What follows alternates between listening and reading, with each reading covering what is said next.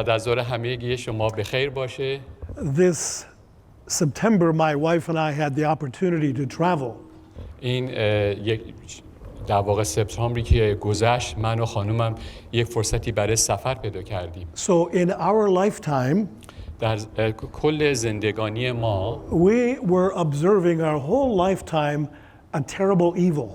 و در تمام طول زندگیمون از یک شریر خیلی عظیمی رو ما همیشه تجربه کردیم. So when my wife and I were teenagers and young adults, وقتی که من و خانومم جوون بودیم، نوجوان بودیم، there was something that was happening regularly in the news. یک چیزی در تمام اخبار هر روزش اتفاق می افتاد. We were hearing about civil rights problems in the United States. و در اونجا مسائل حقوق بشر در آمریکا مطرح می شد. What I mean is that there was a continual strife between black people and white people.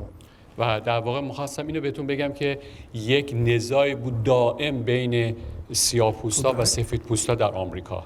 There. We're still talking about a great evil.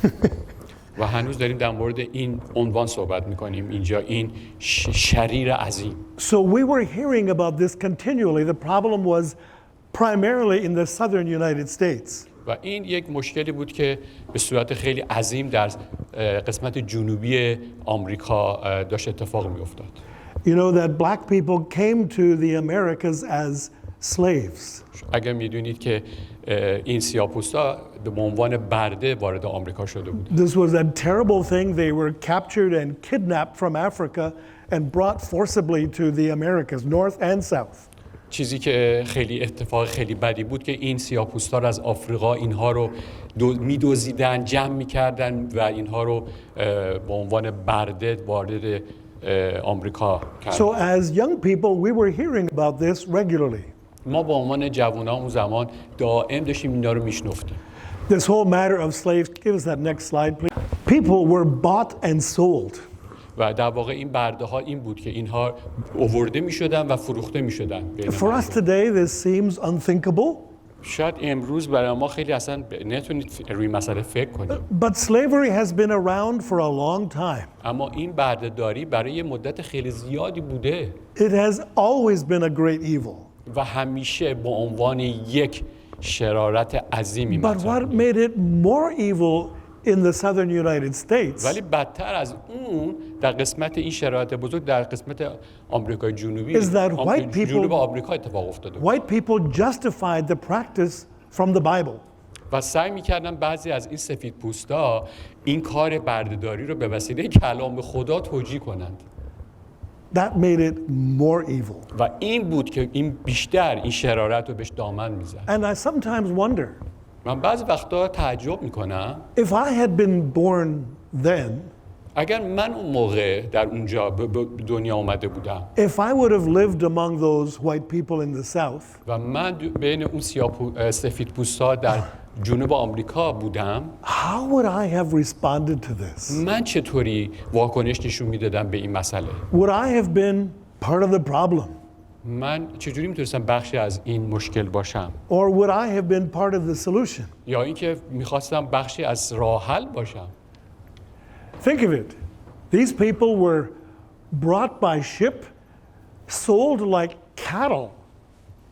میتونید تصور کنید این انسان‌ها به وسیله کشتی می‌آوردنشون و مثل گله اینها رو می‌فروختن. So we went to a museum in Atlanta. ما با خانمم همین سپتامبر در یک موزه در آتلانتا رفتیم And we saw this. و این رو دیدیم. This ship has a whole 250 healthy slaves for sale. و در واقع اینجا داشت یه کشتی رو نشون میداد که حدود 250 تا برده سالم توش بود برای فروش. They claim that they are healthy. و اینطوری اعلام میکردن که این برده ها در اینجا همشون سالم هستن. You can buy a man, a woman, a child. شما میتونید یه مرد یا زن یا بچه بخرید. Here they are. اینجان حالا اینا. It's like buying a horse. مثل اینکه داری یه اسب میخرید. We went to this place. It's the Martin Luther King Jr. Center. ما به مرکز در واقع همین جایی که اسمش یه کلیسایی بود، در اونجا یه مرکز مسیحی بود به نام مارتین لوتر کینگ جونیور رفتیم. Martin Luther King was a Baptist pastor. و این مارتین لوتر کینگ خودش یک در واقع کشیش تعمیدی بود. He was very young, only 24, 25 years old when he was given this position of leadership. و خیلی جوان بود، 24-25 ساله بود که این در واقع مسئولیت رهبری رو در اونجا بهش دادند. He is buried in this place. و در این منطقه که شما الان دارین می‌بینید در اینجا دفن شد بعد از اینکه پیش خداوند رفت جسمش. People would ask him, "What do you want?" و اونجا مردم سوال می‌کردن چی می‌خواید؟ And he would say, "We want our freedom. We want equality."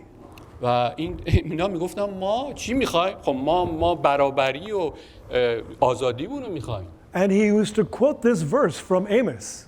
و این در واقع می آمد و از آموس باب 5 تو 24 این آیه رو می آورد. It says, "But let justice run down like water and righteousness like a mighty stream." و باشه که عدالت مانند آب جاری شود و درستکاری و عدالت And those words مانند are رودخانه‌ای پرقدرت جاری شود. those words are inscribed here. و در واقع این کلمات می‌بینید با همین جاری شدن آب‌ها اونجا نوشته شده. اونجا اگه دقت کنی نوشته. And justice has run down like water. و در واقع این عدالت داره همونطوری از اونجا به عنوان یک آب داره جاری میشه میاد پایین. It was not easy. ولی این آسون نیست. This is a church in Birmingham. این یک کلیسا در برمینگهام هست. And my wife is there just to prove that we were actually there. در آلاباما و من و خانومم در اونجا رفته بودیم. At the back of that church, on the lower floor, پشت این کلیسا در طبقه پایین white people placed a bomb there that killed 4 young black girls.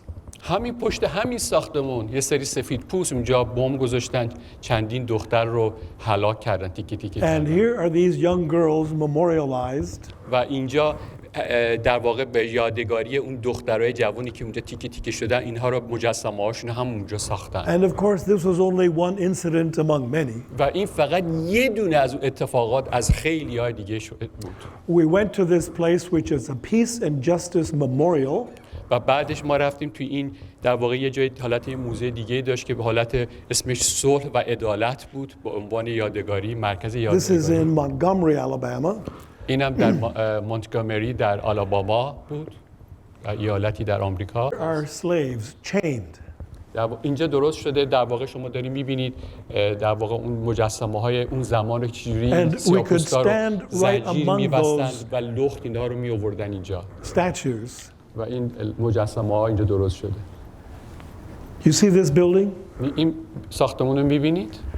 Every one of those square rectangles hanging from the ceiling هر کدوم از این ستون‌های مستطیل مکعبی که می‌بینید از سقف میاد پایین represents a county in the southern states where black people were killed without any kind of a trial.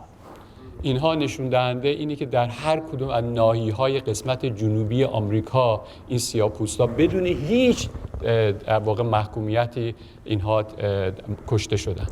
So on every one of those rectangles are written the names and the dates of people who were shot, hung, mutilated without any trial just because you can't look at me like that. در واقع در هر کدوم این ستون‌ها که نگاه کنید یه اسمی نوشته شده و اونهایی هستن که بدون هیچ محاکمه‌ای اینها دونه دونه کشته شدن، قتل عام شدن، تیکه پاره شدن، فقط به این دلیل که اصلا تو نمیتونی مثلا من اینطوری نگاه کنی حتی. So we walked among these. و ما داخل این ستون‌ها قدم می‌زدیم. Reading the names. و نام‌ها رو می‌خوندیم. The name and the year. نام و سال‌هایی که اتفاق افتاده بود. So in this county, these people were lynched. مثلا ببینید در این ناحیه آدم‌هایی که چطوری از بین رفته بودند. It was a great evil. بدون عزیزان این همون شریر عظیمی بود. The interesting thing about this, اما چیز جالبی که در مورد این هست اینه. it was white people who taught the black people about Christianity. در واقع چیزی که اینجا عجیبه اینی که همین سفیدپوست‌ها بودن که داشتن به سیاه‌پوست‌ها مسیحیت رو درس میدادن. They taught them a distorted version of Christianity. و در واقع می اومدن یه حالت پیچیده و عوض شده، کامل عوض شده مسیحیت رو داشتن به سیاه‌پوستا یاد میدادن. And yet it was that distorted version of Christianity that gave them hope.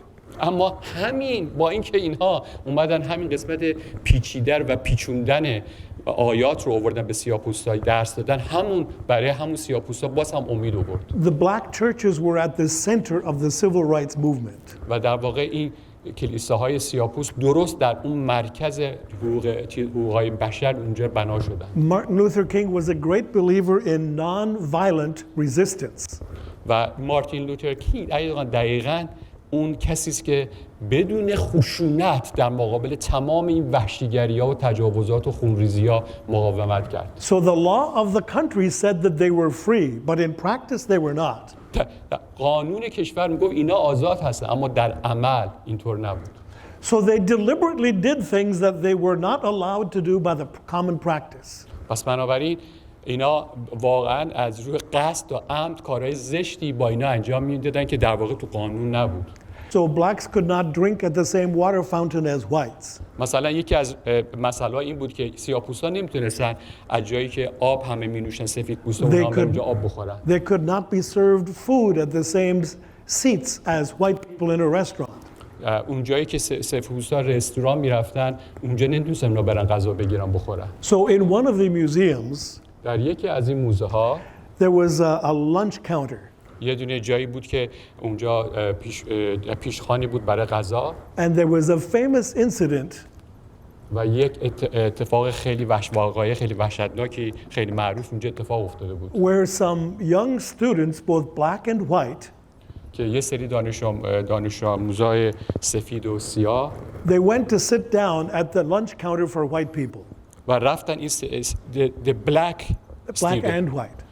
بعضی از این دانش آموزای سیاه و سفید رفتن جایی که مال محصول سفید هاست، اونجا نشستن پشت اونجا که غذا So in می‌خورن. this museum, در این موزه we had the lunch counter حالا اینجا این جایی بود که در واقع میز غذاخوری بود and we put our hands down on the counter و ما اون دستامون رو این در واقع میز غذا and گذاشتیم we put headsets on our ears و بعد یه سری هدفون رو گذاشتیم رو گوشامون and we could hear the sounds of shouting and threats and violence behind us. و بعد از طریق همین گوشی‌ها درست اون صداهای وحشتناک خشونت‌آمیزی که اون زمان انجام شده ما میشنفتیم. And these students were taught and trained و این در واقع این دانش آموزا بهشون تعلیم داده شده بود that when they beat you, که اگر شما رو گرفتن زدن you are not to respond in violence. به هیچ عنوان با خشونت جوابشون رو ندید. They didn't say if they beat you. نگفتن اگر زدنتون. They said when they beat you. وقتی که شما رو میزنن It was very disturbing. خیلی وحشتناک بود. There was a black woman standing beside me. یه خانم سیاه‌پوستی کنار ما بود. And I said to her, من بهش گفتم this took a lot of courage. این شجاعت بسیاری میخواد این کار. She said to me, I couldn't have done it. بعد خودش گفت مرگ بودم نمیتونستم. So it was a great evil. بس یک شرارت عظیمی بوده. But the seeds of the gospel were sown by those distorted people among the black slaves. ولی می‌بینیم چه قدرت عظیمی در انجیل خدا بوده که در بین با همون حالت در بین همون سیاه‌پوستای بدبخت میاد پخش میشه. And somehow they turned that twisted message around and it gave them hope. و همین پیام در همون خشونت‌ها و چیزهای وحشتناک برای سیاه‌پوستا میشه یک امید عظیم. So we were in the church where Martin Luther King Jr. was the pastor. ما در همون کلیسایی که مارتین لوتر کینگ اونجا کشیش بود رفتیم. The current pastor of that church و این کشیش در حال حاضری که در اونجا بود is also a senator in Washington. یه سناتور در واشنگتن هستش. There has been tremendous change. و می‌بینیم چه تغییرات خیلی عجیبی اتفاق افتاده. The evil was great. بله شرارت عظیمی بود. For 300 years they were slaves. برای بیش از 300 سال اونها برده بودن اونجا. And another 100 years before they began to get out of that. و یه 100 سال دیگه هم طول کشید که بیان از این بیرون. We went there to see for ourselves ما رفتیم اونجا که خودمون ببینیم، because we had heard it with our ears برای اینکه ما قبلا خب اینا رو شنیده and we بودیم watched from a distance, و از راه دور نگاه کرده بودیم، but it was very compelling to actually go there.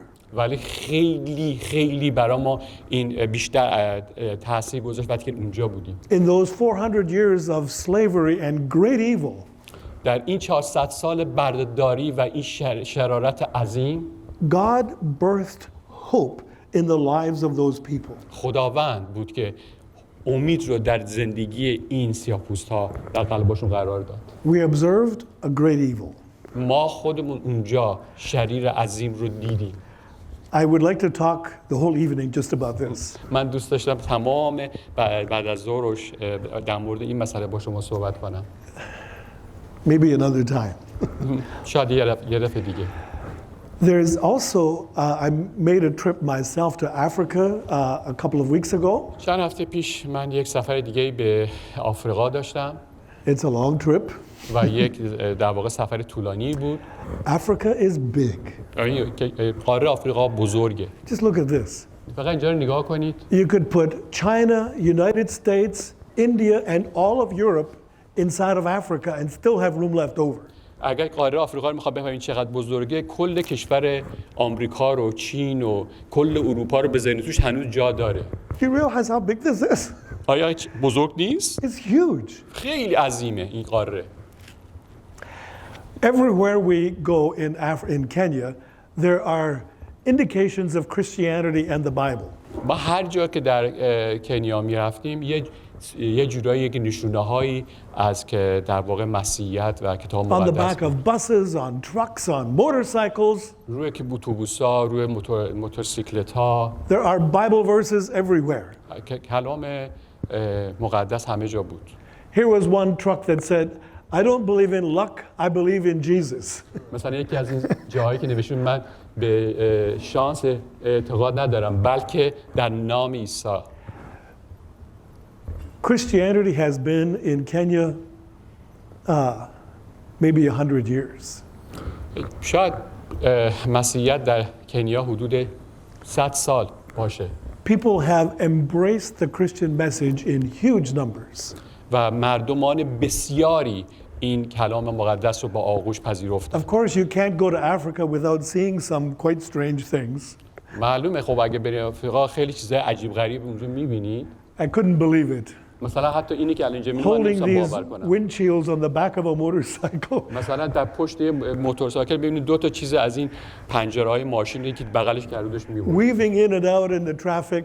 و همینطور توی این ترافیک هم این ور اون ور می‌رفتن. Here's somebody with a strange load on the back of a motorbike. باز دوباره تو اینجا یک نفر که این تیکه چوب‌های درخت بزرگ رو You'd روی see a موتورسیکلت motorbike with something 15 feet wide on the back. و حدود 5 متر بعضی‌هاشون اینا بودن. This is from the window of the hotel where I was staying. اینجا از پنجره هتل بود که اینجا عکس که ما اونجا تو هتل بودیم عکس گرفتیم. Every morning at about 7:30 there was a woman preaching down on the corner. هر روز ساعت 7 یه خانمی اونجا تو اون گوشه بود اونجا کلام رو موعظه می‌کرد. So when I woke up she was already preaching. بعد که من بلند می‌شدم موقع دیدم که داره موعظه می‌کنه. This is an open market just going down the other street. و یه خیابون دیگه اینجا یک بازاری بود که اونجا بود.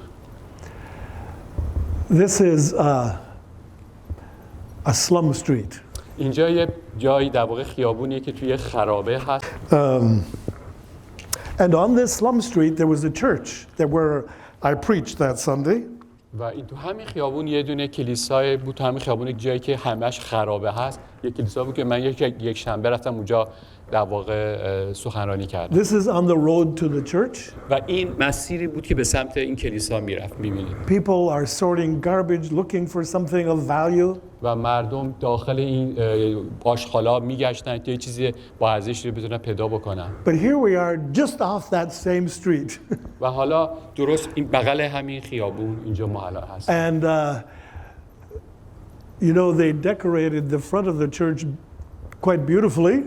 و این ساختمون در واقع نمای بیرون کلیسا رو خیلی قشنگ تزیین کرده بودن. But the back of the church is covered with tin sheets. اما پشت کلیسا که نگاه می‌کردی یه سری آهن‌پاره‌ها بودش. Oops, somebody you know is there. یه نفر که اینجا میشناسید اونجاست تو کلیسا. This is a group of women praying together after the service. اینجا یه سری از خانم‌هاست که بعد از سرویس کلیسا با هم داشتن دعا می‌کردن. I've been going to Kenya for 11 years. من الان 11 ساله که هر سال میرم که به کنیا. I've seen this woman every time. هر بار رفتم این زن رو اونجا دیدم. She is getting older now. الان داره پیرتر میشه هر بار. This woman knows how to pray. این زن میدونه چطور دعا کنه. And so she speaks no English, یک کلمه انگلیسی نمیتونه صحبت کنه. but I tease her. ولی همش باهاش شوخی I می‌کردم. say, you know what, I know you only speak English. و هر دفعه میشه با شوخی بهش میگفتم تو فقط میتونی انگلیسی صحبت کنی. She is a wonderful woman, یک زن بسیار عالی a هست. woman of great faith and great hope. بانویی با ایمان و امید عظیم. This is the building where we had our training sessions. اینجا ساختمونی است که ما در واقع اون آموزشامون رو انجام میدادیم. This is the road down to the building that we were using. و اینجا جاده است که میره به اون ساختمونی که ما آموزش داشتیم. We did our training in this place, ما آموزش تو این ساختمون داشتیم and these were our students. و اینا هم دانش آموزا بودن. And these students gave me great hope. و اینها بودن، این دانشجوها بودن که به من امید عظیمی رو بخشیدن. Deeply committed people. و با تمامی در واقع اون تعهد عمیق خودشون. I've known this man here for 11 years. این مرد که الان اونجا دیدید با اون عینکش، من حدود 11 ساله که میبینمش. He's an electrician. اون یک برقکاره. He pastors a church in the slum. و یه دونه از این کلیساها که تو خرابه هست اونجا کشیش اونجاست. A wonderful man. یک مرد بسیار خوب. This was our group of trainees singing together, and I wanted you to hear them and see them actually, because you will see the hope in them as they sing. اینا در واقع همون دانشجوهایی بودن که بعد شروع کردن به ستایش و واقعا تو این ستایش‌هاشون آدم اون امید رو می‌دید. من دوست داشتم شما هم ببینید که چجوری با چه امیدی دارن ستایش میکنن. و Any sound? See that man? I love the way I watch him singing and the joy in his face. و این مردی که دیدین من چقدر خوشحال بودم که می‌دیدم این شادی رو تو صورتش. و There's a familiar looking person. یه نفر دیگه که شما میشناسینش اینجا خیلی آشناست. But these men participated so eagerly, and I was impressed with their maturity and their commitment. و این مردا که اینجا می‌بینید با چه اشتیاقی اونجا شرکت می‌کردن تو این دوره‌ها و با چه جوری تعهد داده بودن به خودشون که اینجا باشن. Click. Oh, there we are. So here we are. These are just some of the participants. This woman, I get a great joy out of her. This woman is the 85th child of one father. این زنی که اینجا می‌بینید از این بانو من خیلی ازش خوشم اومد. این 85مین فرزند یک خانواده است. Did you hear me correctly? فهمیدین چی شد؟ 85مین فرزند یک خانواده است این. Her father had 12 wives. باباش 12 تا زن داشت. And she is no accident, I'll tell you. This woman is no accident. و این فقط تصادفی نیست که اینجا باشه. She is a powerful person. یک شخص پرقدرت. And I just enjoy meeting her and talking with her. و چقدر لذت می‌بردم از اینکه ببینمش باهاش صحبت کنم. She's 44, she has children and grandchildren. الان 44 سالشه، هم بچه داره هم نوه داره. And she runs a business, she pastors 4 churches. و جالبه که هم خودش بیزینس داره، شرکت داره و چند تا کلیسا رو هدایت میکنه. A couple of years ago she had a position with the government and came to New York City to the UN for an international conference on the rights of women. و ایشون به خاطر چند سال پیش که یک در واقع مقامی با دولت کنیا داشت اومد به شهر نیویورک برای یک کنفرانسی که برای حقوق بشر زنان اونجا بود. These are people that give me great hope. اینها بودن، این مردمی بودن که به من اون امید عظیم رو دادن. And I wanted to tell you these stories of the southern US and Kenya. من هدفم این بود که یه طرف اون مسئله جنوب آمریکا رو بهتون بگم و همینطور این مسئله کنیا رو. Because in both cases, hope is coming out of difficult circumstances. برای که در هر دو مورد می‌بینیم که امید از جاهای بسیار وحشتناک و سخت اومده بیرون. Now, I'm aware of what is happening in Iran right now.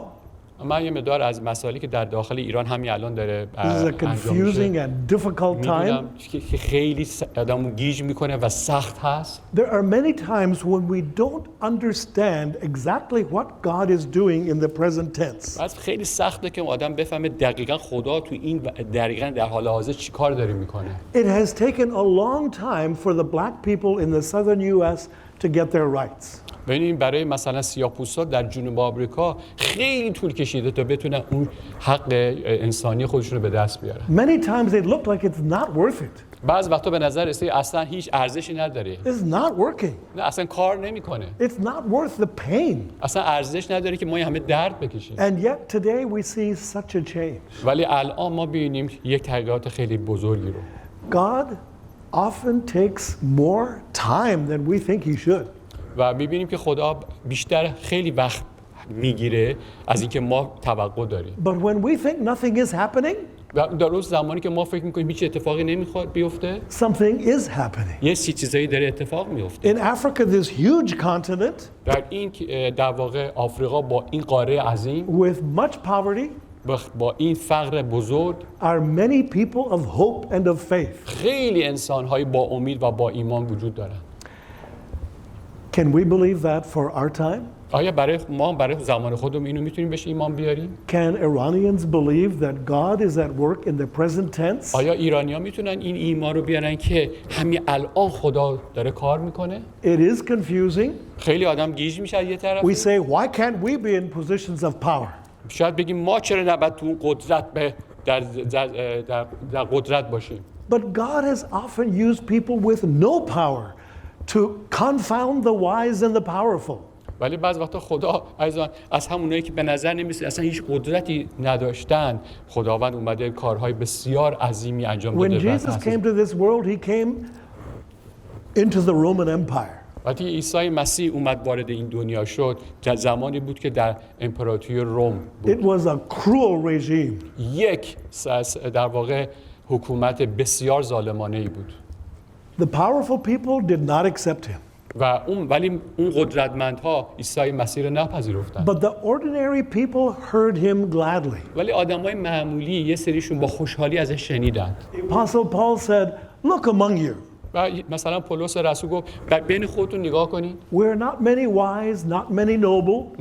نه خیلی آدمای حکیمانه‌ای هستیم، نه خیلی آدمای مشهور اینجا But هستیم. God has chosen those that seem like nothing to confound the wise, the powerful." ولی خدا از همین آدمایی که به نظر نمیاد حکیم یا مشهور نیستن از همینا استفاده میکنه تا بیاد اون پایه‌های عظیم سلطنت خودش رو در میان بقیه ملت‌ها بذاره. It's easy for us to be fooled. ما خیلی راحت عايز ممکنه گول بخوریم. The people that look like they're in power اون آدمایی که به نظر میاد الان در قدرت هستن are behaving badly because they're afraid of the people who seem to have no power.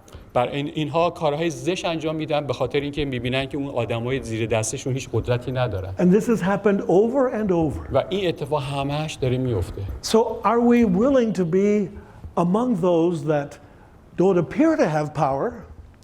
آیا ما میخوام کجا باشیم قرار بگیریم که اونایی که هیچ در واقع قدرتی ندارن؟ Do we believe that there is great deliverance? آیا ما میتونیم ایمان داشته باشیم که یک نجات عظیم نیز میتونه و ابدی وجود داشته باشه؟ There's an important word in the Bible for this called redemption. کلمه‌ای که در کتاب مقدس در واقع برای این اومده بازخرید هستش. Christ redeemed us from the curse of the law by becoming a curse for us. For it is written, cursed is everyone who is hung on a tree. کلام مقدس میگه در غلاطیان باب 3 آیه 13 میگه مسیح ما رو دوباره از لعنت شریعت خرید با اینکه خودش ملعون بشه برای اینکه نوشته شده است هر که روی به صلیب کشیده شد ملعون است. When it says cursed is everyone who is hung on a tree, وقتی که در اینجا میگه هر کسی که در یک روی درخت یه جایی به صلیب کشیده میشه ملعون هست. These verses are from the book of Deuteronomy in the Old Testament. درست این جایی که از کتاب تثنیه گرفته شده این It was آیه. not talking about crucifixion in the Old Testament. و در اونجا در عهد قدیم صحبت از در واقع به صلیب کشیدن نیست. Crucifixion was only invented much later. برای اینکه این به صلیب کشیدن خیلی سالها بعد اتفاق افتاد. This is referring to criminals who had been executed. اینجا داره صحبت از اون زمانی میکنه که اون جنایتکارایی که در واقع محکوم میشدن و به روی درخت‌ها اونها رو آویزون میکردن. And then their bodies hung on a tree to shame them. و در واقع این در واقع بدنها رو روی درخت‌ها آویزون میکردن که اینا خجالت بکشن. Christ redeemed us. و اینجا میگه مسیح ما را دوباره خرید. He was hung on a tree. او روی یک درخت در واقع برای ما به صلیب کشیده. That's how he redeemed us. این روشی بود که او خداوند دوباره ما را نجات داد و باز خرید نمود. Verse 14, he redeemed us in order that the blessing given to Abraham might come to the Gentiles through Jesus Christ, so that by faith we might receive the promise of the Spirit. در واقع در اینجا صحبت از این هست که خداوند داره میگه که او عیسی مسیح ما را دوباره بازخرید نمود که اون برکتی که به ابراهیم داده شده بود برسه به ملت‌های دیگه از طریق عیسی مسیح تا ما ایمان بیاریم که به اون و بتونیم وعده روح مقدس رو به دست بیاریم. The word redeem means to purchase. معنی کلمه ریدیم هم که گفتیم یعنی خریداری کردن. And mostly it's used in the Bible in two ways. و خیلی وقتا در دو روش این کلمه به کار برده میشه. He redeemed Israel from 400 years of slavery in Egypt. مثلا می‌بینیم یه جای صحبت می‌کنه که خدا اسرائیل رو بعد از 400 سال بردگی از مصر اونها رو نجات داد. He brought them out with a strong arm, the Bible says. و کتاب مقدس میگه او با بازوی بسیار قدرتمند اونها رو نجات داد. Those slaves in Israel did not redeem themselves. اون اسرائیلی‌های برده خودشون نبودن که خودشون رو نجات دادند. God redeemed them. خدا اونها رو نجات داد. The second way in which it's used mostly is redeeming Jews from the curse of the law through Jesus. و بعد دومی حالتی که از این کلمه ریدیم استفاده میشه اینکه خدا اومد یهودی‌ها رو از لعنت شریعت آزاد نمود.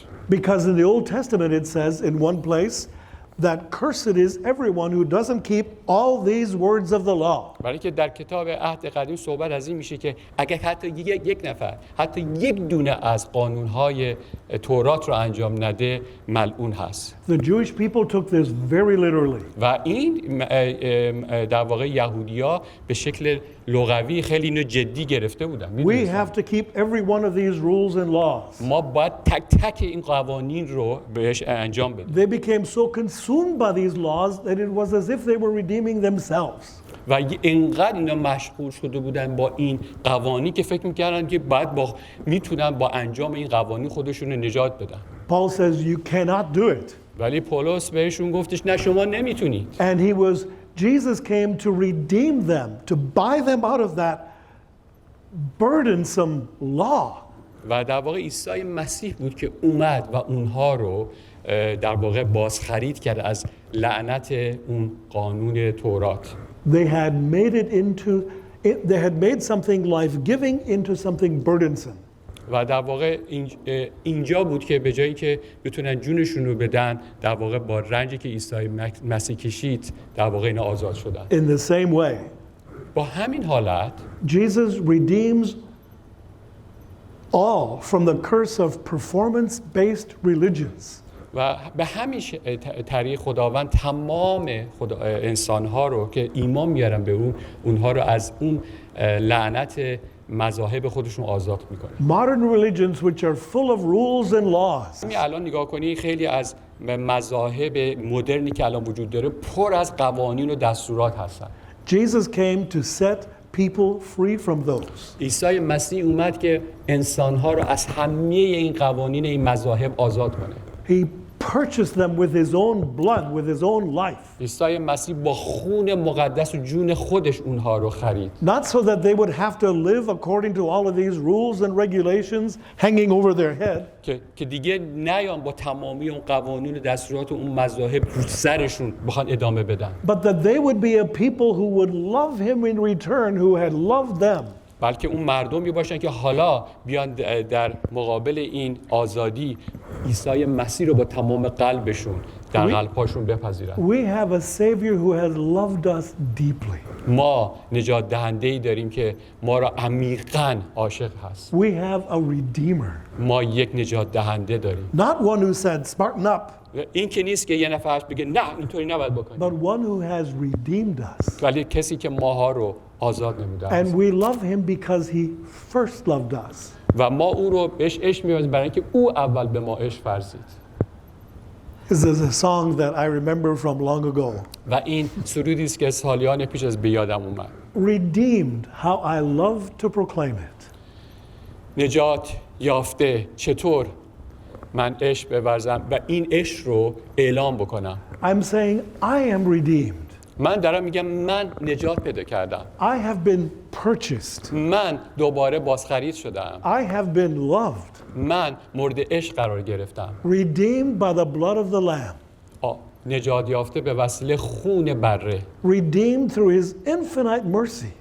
و نجات یافته به وسیله رحمت ابدی او.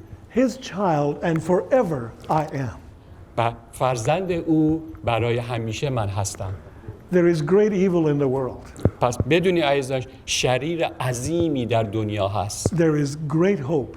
ولی امید عظیمی نیز هست. And there is great redemption. و نجات عظیمی نیز هست. We gather here to declare that we are redeemed. ما اینجا هستیم که اعلام بکنیم که نجات یافتیم. We are saved from judgment. ما از محکومیت نجات پیدا کردیم. We are loved like in ways that we can't even express. ما به طوری مورد عشق قرار گرفتیم که هیچ زبانی قادر به توصیف آن نیست. I want to ask you today. من از شما میخوام امروز این سوال بکنم. Will you trust him fully today? آیا واقعا با تمامی قلبتون به عیسی مسیح اعتماد دارید؟ We know there is big trouble back home. ما میدونیم الان توی ایران مشکل عظیمی هست. But God is at work. اما خدا در کار هست. He was at work among those black slaves. همونطور که خدا در میان اون سیاه‌پوستای برده در کار He بود. has been at work in Africa. خداوند در آفریقا در کار هست. He is at work in Iran. و خدا در ایران در کار هست. And I want to say to you, من میخوام اینو به شما الان بگم. will you trust him? آیا به او اعتماد دارید به عیسی Even مسیح؟ though you may not fully understand the present tense. ممکنه همین الان نتونی کامل این سختی الان رو بفهمید. Even though you might think if only we had human power on our side. اگر ما خودمون قدرت انسانی داشتیم. The power of God is much greater than ولی that. بدونیم قدرت خدا بسیار بسیار عظیم‌تر از قدرت So ما I انسان است. invite you to trust him fully today. من میخوام از شما دعوت کنم که به طور کامل به That عیسی he has مسیح a اعتماد great داشته way باشید. of causing things to work together for good. برای اینکه اون میدونه دقیقاً همه چیزو چطوری برای نیکویی ما به کار بگیره. Maybe some of you are here today شاید بعضی از شما که امروز اینجا هستید and you say, well, I don't know if I'm redeemed or not. من اصلا خودم نمیدونم اصلا نجات پیدا کردم امروز یا You نه. have come to a place of redemption. امروز عزیزان بیایید به مکان I would نجات. say don't leave here without getting that resolve. اگر این مکان ترک نکنید بدون نتیجه If you're بدون not نجات. sure, talk to Pastor Karamat. اگر نمیدونید بیایید صحبت بکنید با هم. You can talk to me. با من صحبت کنید. We would like to pray with you. ما میخوام با شما دعا کنیم. And maybe you are burdened deeply about what is happening at و home. شاید خیلی الان سخت درگیر اون چی که در وطنتون اتفاق افتاده هستید. And I want to say to you, من میخوام اینو به شما بگم. let us commit our people and our country to the King of Kings and the Lord of Lords. بذارید عزیزان با تمامی ایمان کشورمون و مردم رو به شاه شاهان و خدای خداوندان بسپاریم. And let us trust him. و بذارید عزیزان واقعا به عیسی مسیح اعتماد داشته باشیم. Those black people said, it's not if they will beat you, it's when they will beat you. یادتونه به اون سیاه‌پوستای چی گفتن؟ نگفتن اگر زدنتون. وقتی که زدنتون جواب بد به اونها ندید. They were prepared to suffer. اونها آماده شده بودن که بیان رنج بکشن. I can't really stop talking about this. ولی مثلا نمیتونم دیگه توقع کنم دیگه همونطور میخوام هی صحبت کنم. On Friday, I was with a group of people here in the city. من همین جمعه پیش با یه سری عزیزانی در شهر بودم، شهر تورنتو. There were about 12 of us meeting with one Chinese couple. و ما 12 تا از ما با یک زوج چینی ملاقات داشتیم. This Chinese couple were visiting from China. و این زوج چینی از چین اومده بودن اینجا ما رو ملاقات کنن. My good friend Pastor Gong told us that in China it's quite common that the authorities will come in and take somebody out right from a church service. و این دوست کشیش من که دوست ما هستش میگفت خیلی معموله در کلیساها در چین خیلی راحت مامورا میان تو یکی رو اینطوری هم دارن میبرن. He said it's not uncommon. و میگه اصلا این چیز غیر معمولی نیست. But God is at work there. اما خدا در اونجا در کار هست. And in a completely astonishing way. و به طور خیلی عجیب غریبی This church in China has been helping our immigrant pastors with finances here in Toronto. همون چشم با همون بدبختی‌ها با همون رنج‌ها در چین داره یه سری از کلیساهای اینجا خارجی رو داره کمک میکنه. He told us part of his testimony. و یه مقدار شهادت خودش رو به ما گفت. And he said this. و این رو گفت. He said there was a missionary who wanted to come to China from England. میگفت یه دونه میسیونر بود که از انگلیس می‌خواست بیاد چین. But he had only one leg. ولی فقط یه پا داشت. So the mission said, we can't take you. ولی اون سازمانه گفت نه ما تو رو نمیتونیم اینجا بپذیریم. They said, what are you going to do? Our missionaries have to run fast with two legs to get away with the trouble. برای که میسیونرهای ما بعد در جایی که سختی هست گرفتار بعد با دو تا پا بدون درن. He said, what are you going to do with one leg? میخواد با یه پا میخواد چیکار کنی آخه؟ And he said to them, و اینو بهشون اینطوری گفت. well, if they can't get away with two legs, then I just won't run. بعد به من گفتش که اونایی که با دو تا پا نمیتونن در برن خب منم همینم دیگه. So he went. بالاخره رفت. What can he do? میخواد چیکار کنه اونجا؟ He saw that there were people sorting through garbage every day, looking to find something of value. و بعدش رفت اونجا دیدش یه سری آدما تو آشغالا دارن میگردن یه چیزی با ارزش پیدا کنن برای خودشون. He said, how much money do you make sorting this garbage? بهشون گفت چقدر اینا پول گیرتون میاد برای این آشغالا رو اینور اونور میکنی؟ It wasn't very much. ولی گفتن نه خیلی. He said to them, و بهشون گفت I will give you the same money. من همون پول رو بهتون میدم. And all you have to do is sit over here and listen to me talk. فقط اینجا وایسید و به من به حرفای من گوش کن. I would never recommend something like this. من هم هیچ وقت همچین توصیه هیچ کس همچین کاری نمیکنم. But here the people were who were the garbage sorters. حالا همون مردمی که داشتن تو بین آشغالا میگشتن واسطه And they were listening to him. و دارن حالا بهش گوش میکنن. They were hearing the gospel. دارن از انجیل بهشون گفته میشه. And he said to them, you should bring more of your friends, other garbage sorters, to come as well. و بهشون گفت برید بقیه دوستانتون که بین آشغالا میگردن اونا رو جمع کنین بیارین. But they didn't want to lose the privilege they had of getting money for nothing. و نمیخواستن این امتیاز رو که برای به دست آوردنش So که هم تو واسطه they دست didn't want to بدن. tell the other people. Sorry. They didn't want to tell the other و people نمیخواستن که برن و به بقیه بگن برای اینکه مثلا فقط زودتر because پول there به might دست not be بیارن. enough money for all of us. بعد میگفتن شاید به اندازه کافی برای So they همه only پول brought a نباشه. few family members. و به خاطر یه چند تا خانواده‌شون آوردن. But these people, he is a fourth generation Christian. الان این آدم در واقع نسل چهارم این مسیحا شده است. And some of those people were his ancestors. و بعضی از اونها بقیه از اجداد اون هستن. God has raised them up. خدا اونها را برافراشته است. He has caused them to stand خدا باعث شد که اونا بایستند in a difficult place. در یک جای بسیار سخت و But دشوار. he has caused them to flourish. و برای خدا بوده که اجازه داده اونها زیاد بشن. And today they are sending money to our organization to help immigrant church و planters in همونا Toronto. حالا دارن به ما پول میفرستن در اینجا در کانادا که به کلیساهای فقیر کمک بشه. God has a way. خدا راه خودشو داره. I don't understand it all the time. من بیشتر وقتا نمیتونم بفهمم. But when I read his word ولی وقتی کلامش رو میخونم and I hear the testimony of his people, و وقتی شهادت مردم رو گوش then میکنم I say, اون موقع است که میگم redeemed. من نجات پیدا کردم، how I love to proclaim it. که او رو چقدر دوست دارم که حالا اعلام بکنم. Redeemed by the blood of the Lamb. نجات و پیدا کرده به وسیله خون بره Redeemed through his infinite mercy. و نجات پیدا کرده به وسیله رحمت ابدی عیسی. His child and forever I am. من بچه او برای همیشه هستم. Amen. آمین. Thank you.